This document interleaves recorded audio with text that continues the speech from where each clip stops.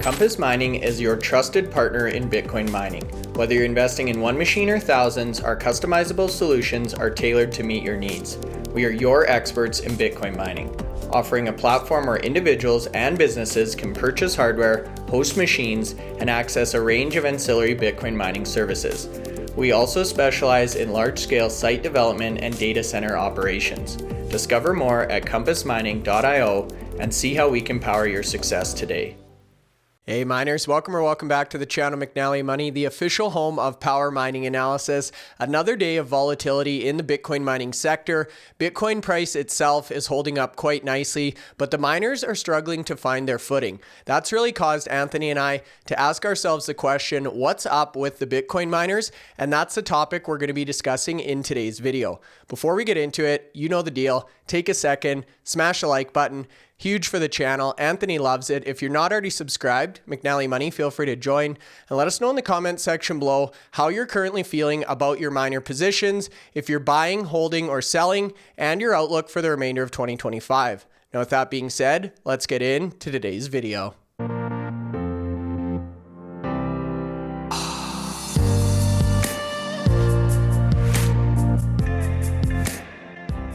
Okay, guys, so that's right. Wednesday morning, a very exciting podcast here today, Anthony. We're going to be attempting to answer the question, what's up with the Bitcoin miners, both in a literal and figurative sense. Now, the Bitcoin miners have really been a head scratcher over the past few months.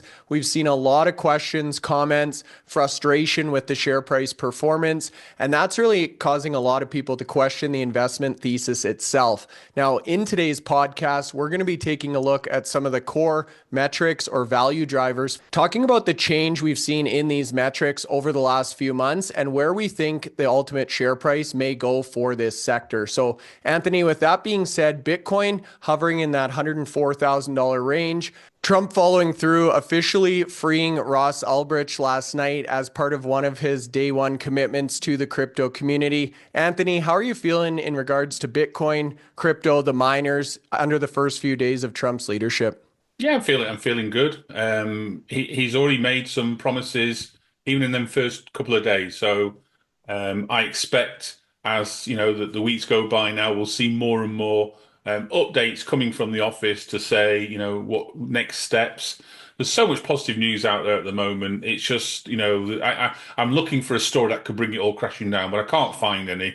I mean, just go back to November to the date of the election and look at the price of Bitcoin in that short period of time. It's up 50%. You know, so that's the positivity. You know, yes, we'd like miners to have rallied better than they have done, but you know, they're going in the right direction. Look at how many miners have, you know, have got a market capitalization now in excess of 2, 3, 4, 5 billion dollars. We weren't saying that 12 months ago. So we're in a different place now, and it's a positive place. We just need a bit more time and patience. I mean, the Bitcoin price at this level is really good for the miners that we currently look at on a monthly basis. The margins, we'll come on to this shortly, but the margins are really good. You know, I mean, we could have been at 60,000 Bitcoin, but we're not. We're at 100, 300, 405,000 Bitcoin. So it's a whole world of difference. Yeah, it's great you bring up some of those points, Anthony. You and I sat down this morning.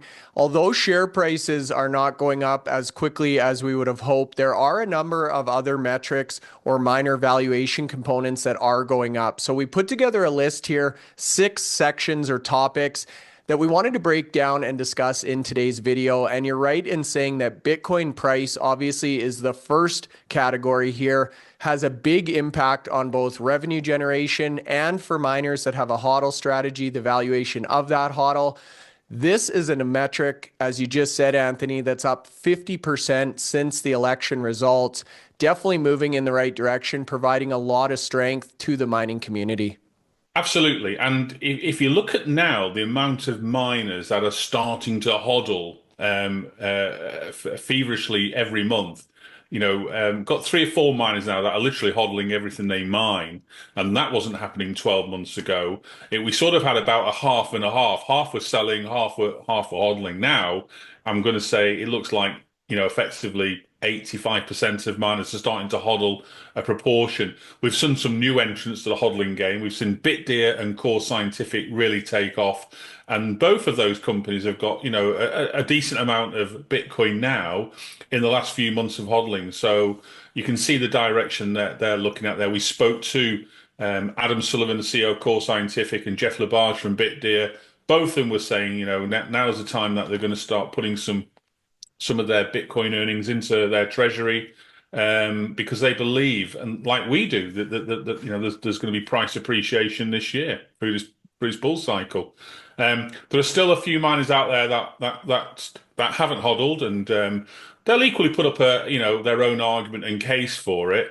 I'm just sort of like wondering now, with the Bitcoin price over 100 and the expectation of where it might go by the end of 2025.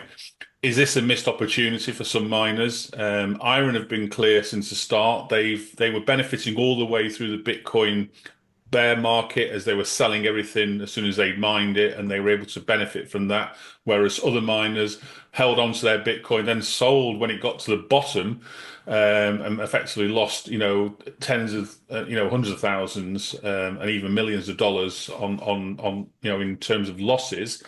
But they'll equally put an argument as to why they're selling on a daily basis to use that to grow. But if you think about the argument, if you're getting loans and you can get loans backed by Bitcoin, the value of that, is really, good for mining companies. We had Jamie McCavity on the podcast yesterday, and they were one of the first mining companies, albeit they're not even a public miner, but they had a Bitcoin-backed loan a few years ago.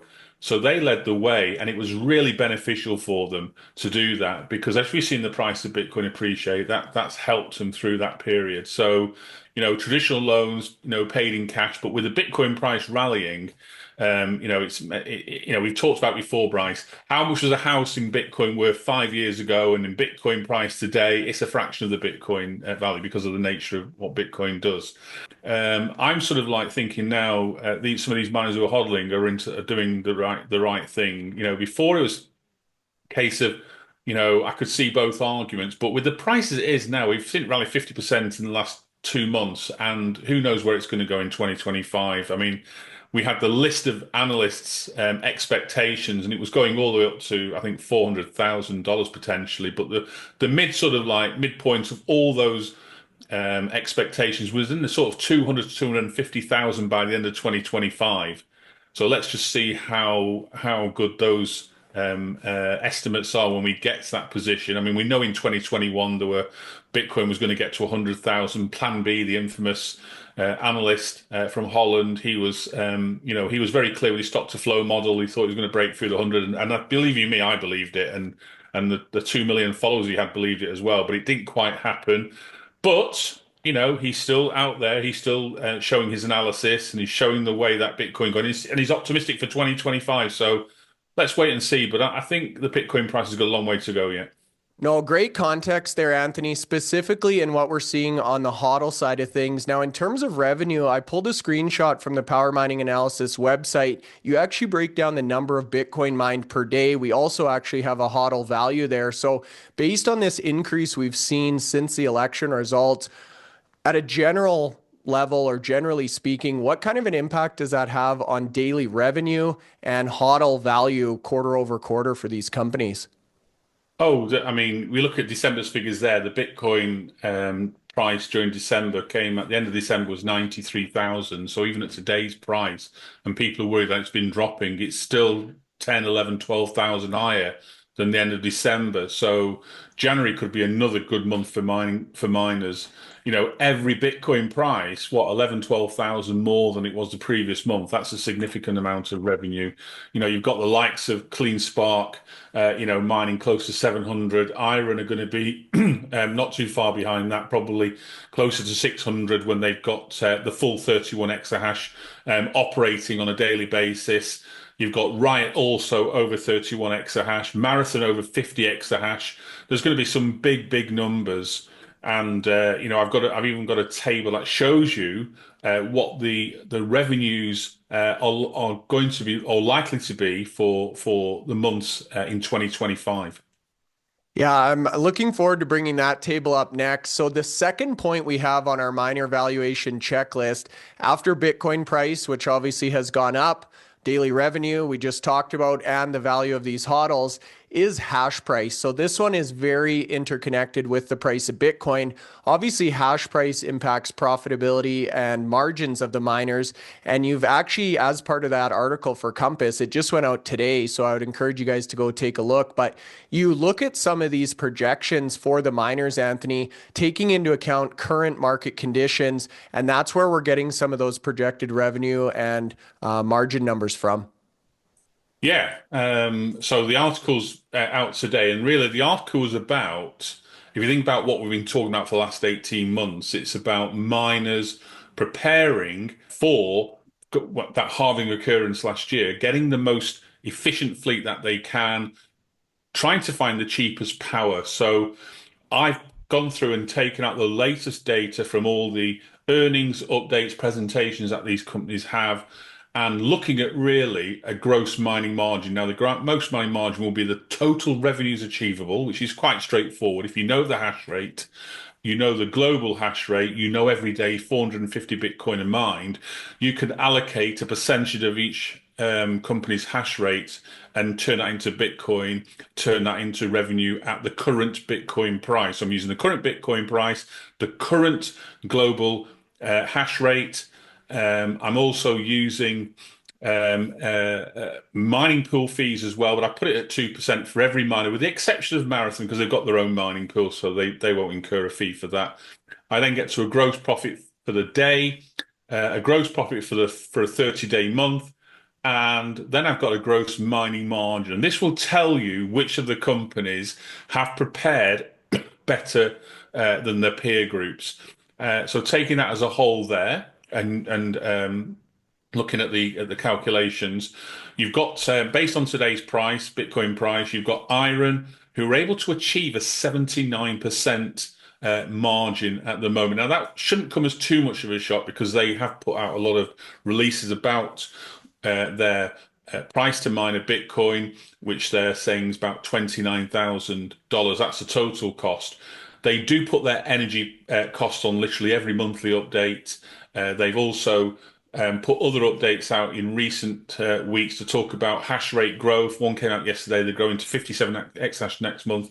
So there's lots of updates from IREN. So that information is readily available there. 79% that is the highest margin. 15 joules a terahash for their fleet efficiency. That's the lowest of all the mining companies. So when you've got a low power cost and low efficiency, you're going to come out with a high percentage. So if we look across then, Cypher Mining, they quoted 2.7 cents a kilowatt hour. Their efficiency is 18.9, so not as efficient as IREN's. A good anything under 20 is exceptionally good. So, they get a tick in the box for that. They're getting 77.8. And then Core Scientific, which in their most recent update was suggesting that they've been achieving 2.5 cents a kilowatt hour. So I think of the miners shown here, they were getting the effects of the cheapest energy price. And with the cheapest energy price, it gives you the ability to use older machines because you're benefiting from that energy price. Their energy price, even at that price there, is about 20% cheaper than IREN's energy price. So, it gives them the opportunity to have a less efficient mining fleet, and their mining fleet's 24.6. That's probably middle of the road. It's not exceptional. It's good, but it's not exceptional. And they're achieving 73.6%. Just imagine what they'd be achieving if they had the fleet efficiency of IREN or the likes of CleanSpark. Marathon, I'll also mention Marathon because they're another company that's coming over 70%. They've got a fleet efficiency now lower than 20, 19.4 in their latest update. They've also put their energy cost in their latest update, which is 3.7 cents a kilowatt hour. But what I remember about Marathon is they've still got a significant amount of that fleet is being hosted, and you'll also have a hosting charge as generally as part of your direct cost. So that cost hasn't been included here. This is purely energy cost. I've taken out all the other types of costs away from it just to give you the energy only, so it makes it fair and equitable across the board. But if you look at that, like Bitdeer, who have probably one of the most inefficient fleets, that'll change in 2025 when they start adding the seal miner. They've got a reasonably good energy price there of 3.9 cents across their sites.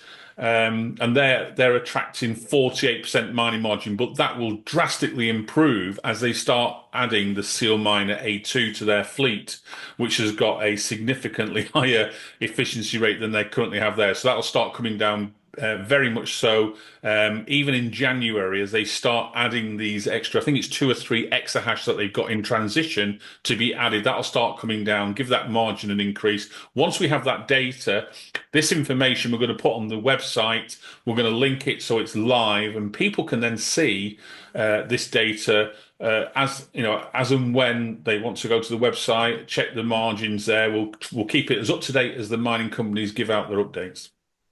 Yeah, that's phenomenal. Appreciate you putting all those calculations together, and you can quickly see how a change in hash price would have big impacts on both margins and profitability, not to mention a spike in Bitcoin price, which obviously generally goes hand in hand with that hash price. So our good friend James Van Straten actually put out a tweet today saying hash price has reached a 1-month high.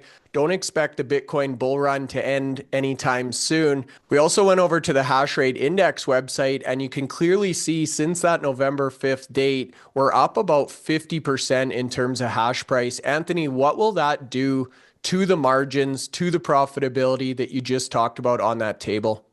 Yeah, I mean, it's going to, as I said, with the Bitcoin price, the hash price is effectively the Bitcoin price, denominated to an amount of hash. So the Bitcoin price we know was under 70,000 at the date of the election. Now it's over 100,000, 103, 104,000 today. So that's a 50% increase. Hash price, reflects that. So there should be no difference in those two factors there. This is a good position. So if the hash price, which is currently around the 60, 61 mark, that goes to 65, that just means margins increase for these miners. It's extra revenues coming in. As long as their energy prices stay consistent. Now we are in the middle of winter. We've seen some challenging winter conditions. I believe some of the miner and companies are starting to close down some of their fleets. I think CleanSpark put out an update.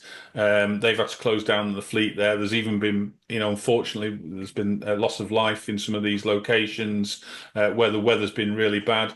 So the miners are very much, social responsible companies. They do switch off in times like this, make sure that the domestic requirements are all met in when it's severe weather conditions.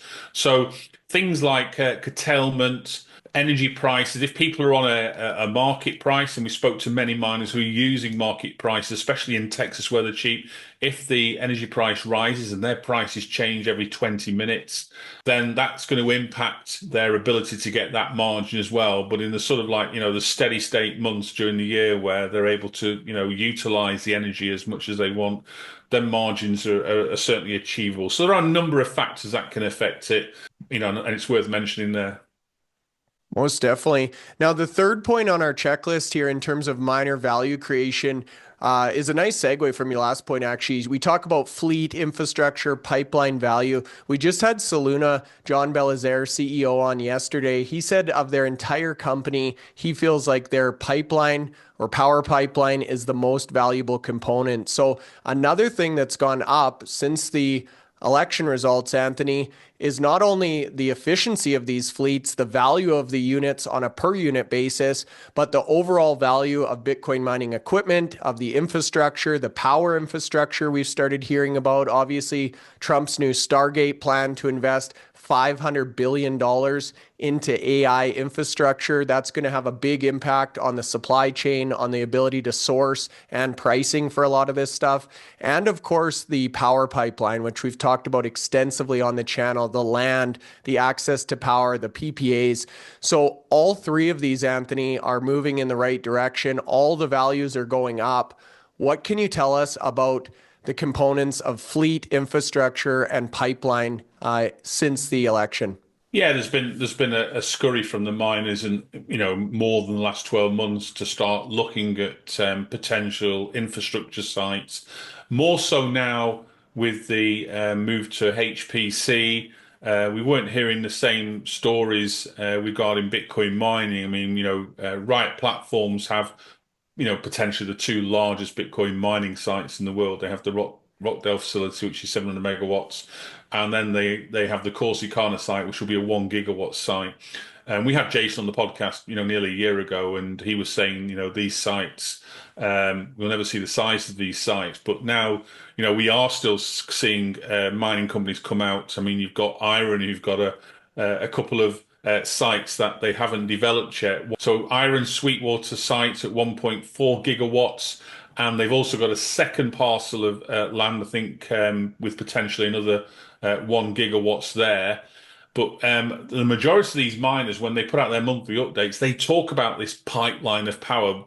12 months ago, we didn't hear anything about a pipeline of power, but literally every miner now, and Soluna actually, in fairness to them, were one of the first to highlight the pipeline that they had. There's a company valued, I don't know, between 20 and $25 million, and they've got a significant pipeline of power. Yes, it's going to require capital partnering.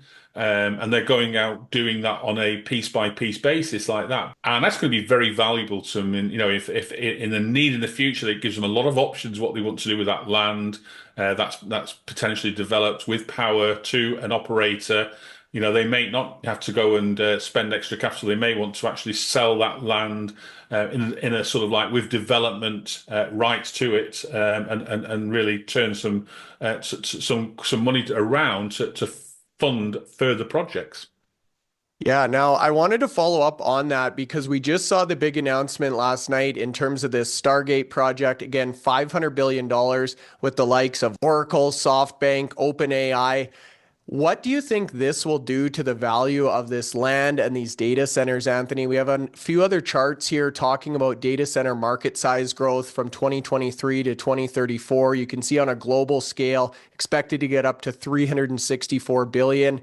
And then at a US level, the US domestic data market growth essentially doubling from about $36 billion in 2023 all the way up to 72 billion by 2034. So now the fact these miners have already staked their ground, their claim, so to speak, we have so much interest, attention, investment coming into the data center space. What does that do for the supply demand in terms of these sites and the infrastructure? Yeah, it certainly makes them more valuable. Large hyperscalers may be competing with some of these sites. The change in dialogue with the mining companies now, has turned around from where it was 12 months ago.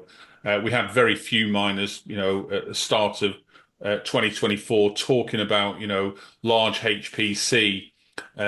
Yes, we've got miners now that have got contracts signed. You've got the likes of Core Science, you've got the likes of TeraWulf. We're waiting for HUT to announce. It looks like they've got a big site that they're going to be announcing.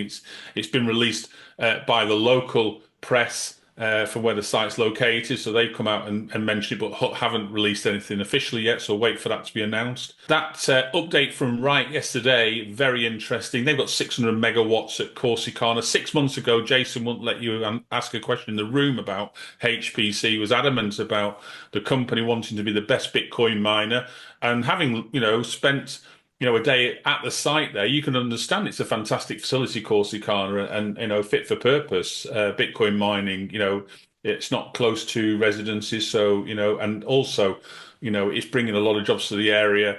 And so he was adamant. Now he's absolutely turned literally 180. He's not actually going to grow that 600 megawatts into Bitcoin mining. He now wants to utilize it for data center expansion into HPC AI. So there's a company that's obviously done some research already before that announcement yesterday to say that, yeah, they think there's a good return of investment in this. And the numbers we've seen that have been portrayed by TeraWulf and by Core Scientific, who've both of them literally put their contracts open for everyone to see. Phenomenal returns for both companies. So I think other miners are thinking if they've got the ability and the sites to do this, they're going to do it. And Riot have turned around. Maybe we get more announcements from, say, Marathon, Bitfarms, who've also got quite a few sites. And so, we'll see how that goes. But definitely a turn. We've seen a turn in the last 12 months. And looking at those charts, as you say, looking to double within the next 10 years and some. Compass Mining makes Bitcoin mining accessible to everyone. Start mining in as little as 48 hours with our turnkey hardware, online and mining directly to your Bitcoin wallet within 2 business days. Find out more at compassmining.io and get started now. No kidding. So we've gone through the Bitcoin price, the hash price, the assets these companies own. The fourth on our list here, Anthony, is the human capital and the data center experience. Now, this is something we heard specifically from Adam Sullivan saying not only is the demand for the land, the power, the infrastructure very high right now, the demand for the people that know how to put it all together and build this stuff is also very high. So I actually went online, I pulled the top data center job postings or engineer job postings. As you can see, very respectable positions, very high pay here, Anthony, and there just simply aren't a lot of people, especially at this scale, that have experience doing this. So the fourth point we wanted to make here in terms of the Bitcoin miner valuations is their human capital and the staff within these companies, or I guess the intellectual property IP within these organizations, the intrinsic value that's now created for the organizations. Yeah, and it shouldn't be underestimated, the quality of the team that some of these miners have got there. We spoke to Adam at Core Scientific when they were in discussions with CoreWeave, who they've now got a massive contract with. Adam took, a large component of the team there that were experienced in this. You just can't start building data centers without any previous experience. It's not just something that's a jack of all trades. You've got to be specific.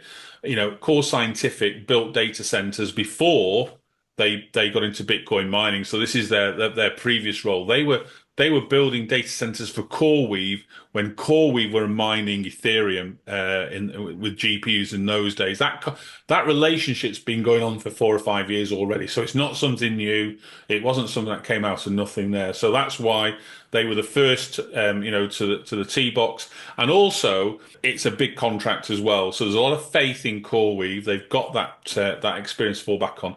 These jobs, though, I mean, you're quite right. I mean, looking at the salaries there, that to me seems sort of like potential to be certainly earning close to $200,000 a year in some of these roles, these engineer roles, with working around the data center. Yeah, and it just shows exactly what we mentioned there, the value that these people or assets bring to the team. Now, as we're on the topic of data center construction, that leads us nicely into the fifth point here. This is one that you and I have been talking about for quite some time, but in addition to all of these other metrics that are increasing or going up for the miners, the other one that we're looking forward to is a re-rating of the valuation or the multiple on these companies. So as we know, Bitcoin miners are generally trading in the 5x or 5 times earnings. On the data center side of things, Anthony, we've heard anywhere from 15 to 25 times earnings in terms of the multiple that these type of businesses are able to achieve. So can you talk to us a little bit as these companies start this migration from pure play miners to HPC AI hybrids, when and if we're going to start to see this multiple increase? I was fortunate. I went on a recent trip to Sweden, and on that trip I was sat with 3 analysts from some of the big firms that analyze the Bitcoin miners. And, the conversation did talk about, the Bitcoin mining business. Now we're looking at HPC. And I asked this very, very question, and you're quite right. From a Bitcoin mining perspective, in fact, in honesty, at the time, they were scratching their heads as to working out whether Bitcoin mining was actually a business. And they were saying, they're only giving it a 5x in terms of price earnings. With HPC, they said it's going to be probably about 20, but actually, if you want to be really, really prudent, you could use 15.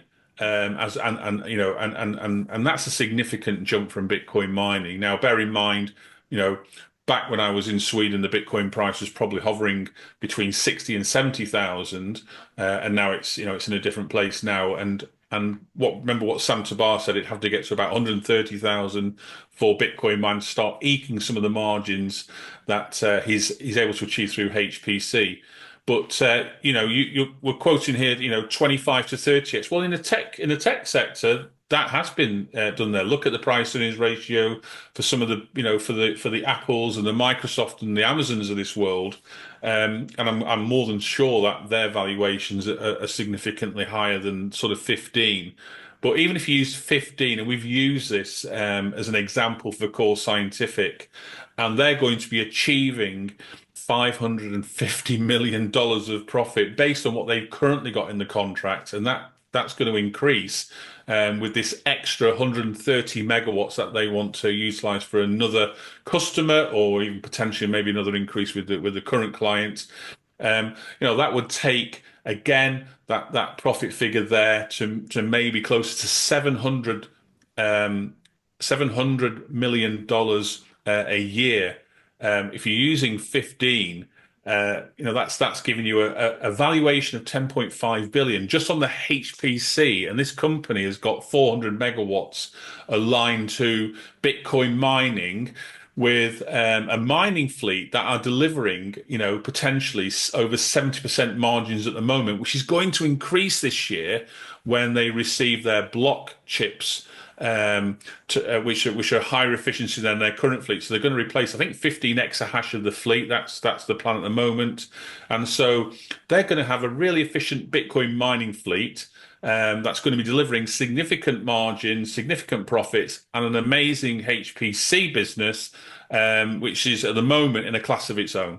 So, their valuation today is about the 4 billion mark. It looks like it's representing about 25% of where it should be using prudent numbers. So, I think there's some way to go on some of these mining companies, and we talked about this many times on the podcast. Yeah, that's great. And I appreciate the example there. Now, the sixth point on our list towards supporting miner share price growth or valuation growth talks about the regulatory environment, the banking changes, obviously the administrative changes, and the amount of analysts that are now covering this space. So we just actually had Jeff LaBerge from Bitdeer on. He had mentioned at the start of 2024, they had one analyst covering their company. Now they have over a dozen. Just today, we've got another update on a potential executive order for SAB 121. This one focuses on the fair value accounting of digital assets that companies may provide, very similar to the FASB changes we saw. And then in addition to that, Dennis Porter and team at the Satoshi Action Fund have been very busy creating strategic bill legislation at a state level. Now over a dozen states that are looking to enact an SBR at their local government level. So Anthony, on a political, regulatory, and adoption front, again, a check in the box for Bitcoin miners, all of which moving in the right direction. Yeah, and this has grown very quickly to 12. Last week we were talking about 8. We had, I think, an update yesterday from Wyoming. So, this is positive, and we'll expect to see this chart being increased on a week by week basis. There's a lot of push now to do this, and hopefully we'll see that this type of following in other nations as well. We're already starting to see companies operate strategic reserves as well. I think the likes of Marathon Digital have come out and talked about this. I mean, Fred Thiel wants all 50 states to adopt this, and we're right behind that as well. So obviously he's very much in support of what Dennis and the team are doing at Satoshi Action Fund. We'll be with Dennis in a couple of months in Miami and Fort Lauderdale for the Mining Disrupt conference. So I'm sure we'll get a big update at that conference as to where he is, what the work he's been doing over the last few months. Most definitely. And we actually just got updated on the website as speakers at the event. So make sure you guys check that out. Grab tickets if you're in the Fort Lauderdale, Florida area. Now, it didn't make our list, Anthony, but we would be remiss if we went through today's video and didn't talk about the ETFs, the buying action, the price impacts this is having on Bitcoin. So I pulled an image here from Twitter showing between the institutional treasuries, they now hold over 3 million Bitcoin, representing about 14% of the total supply. I know MicroStrategy went on another buying spree this week. So I'll let you talk about some of the impacts that's having on Bitcoin price, which ultimately impacts hash price and the miners.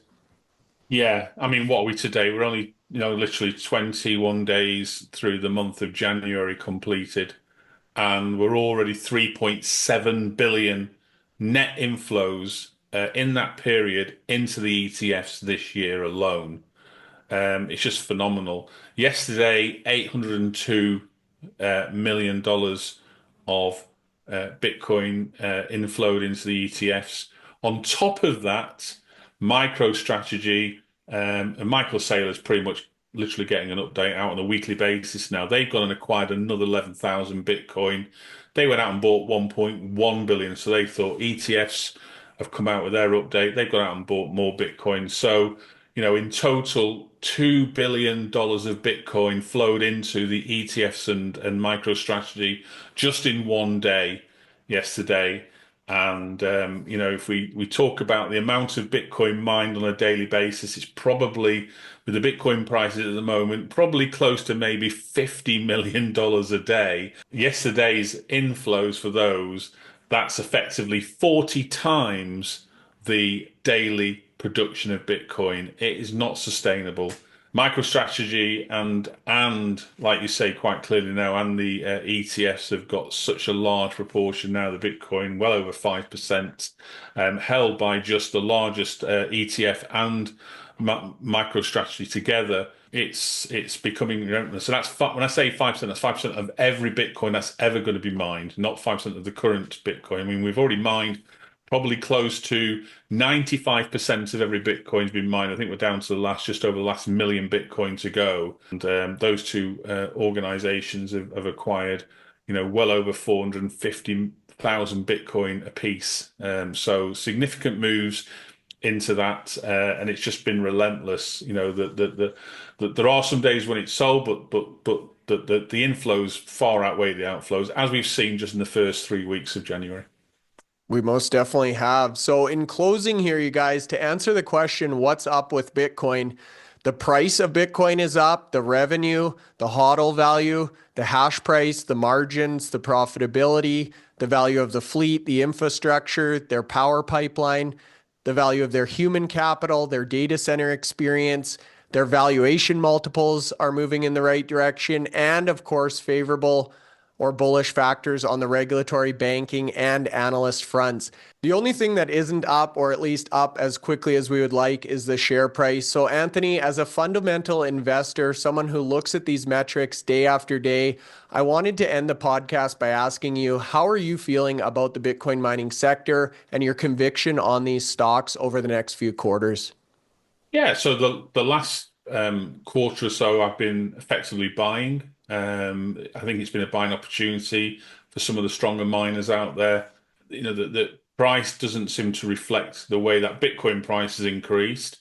Now we're seeing these fleet efficiencies, this cheaper energy that they've been managing to tap into. It's going to give them great margins. I'm looking forward to seeing the latest quarter results come out for the last 3 months of 2024, because we're going to see a sea of green across the board. I doubt we'll see any net losses in that period.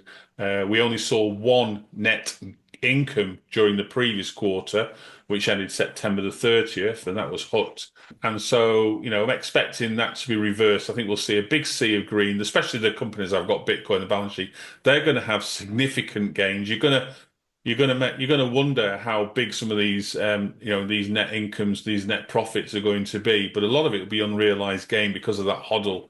When you've got companies with 45,000 Bitcoin in their treasury, and Riot with over 17,000, and Hut with over 10,000, CleanSpark with over 10,000, even going down to the likes of Hive with 2,000. A lot of these miners that have got Bitcoin will see this as an advantage in that period there, and it goes really well. But obviously, the downside is, as soon as Bitcoin price drops, it works in reversal to that. So they'll have to show an unrealized losses in those periods. So, but for that quarter of the last quarter of 2024, and this first month of January is also looking very, very good. I'm looking forward to this quarter being a nice green quarter for all the miners. As am I. So there you go, you guys. 6 key reasons or categories why we feel like there's value in the Bitcoin mining sector. We'd be curious to hear your thoughts in the comment section below, especially if you've been buying, selling, or making any trades in your account over the last few weeks here. Also, let us know your prediction for the remainder of 2025 and your exit or sell strategy if you've created one. Thanks so much for watching. We'll see you back here tomorrow.